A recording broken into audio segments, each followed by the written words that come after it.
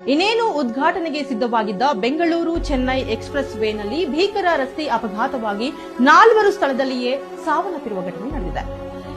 Bengaluru Chennai express way Bangarpet ತಾಲೂಕಿನ ಕುಪ್ಪನಹಳ್ಳಿ ಗ್ರಾಮದ ಬಳಿ ಈ ಒಂದು ಭೀಕರ ರಸ್ತೆ ಅಪಘಾತ ನಡೆದಿದೆ. ಬೇತಮಂಗಲ ಕಡೆಯಿಂದ ಬೆಂಗಳೂರು ಕಡೆಗೆ ಹೋಗ್ತಾ ಇದ್ದಂತಹ ಬೈಕ್ ಹಾಗೂ ಬೆಂಗಳೂರು ಕಡೆಯಿಂದ ಬೇತಮಂಗಲ ಕಡೆಗೆ ಬರ್ತಾ ಇದ್ದಂತಹ ಇನೋವಾ ಕಾರಿನ ನಡುವೆ ಮುಖಾಮುಖಿ ಡಿಕ್ಕಿಯಾಗಿ ಈ ಒಂದು ಅಪಘಾತ ನಡೆದಿದೆ. ಇನ್ನು ಈ ಅಪಘಾತದ ಸಮಯದಲ್ಲಿ ಬೈಕ್ ಸವಾರ ಹಾಗೂ ಕಾರಿನಲ್ಲಿದ್ದ 3 ಸ್ಥಳದಲ್ಲಿಯೇ ಮೃತಪಟ್ಟಿದ್ದಾರೆ.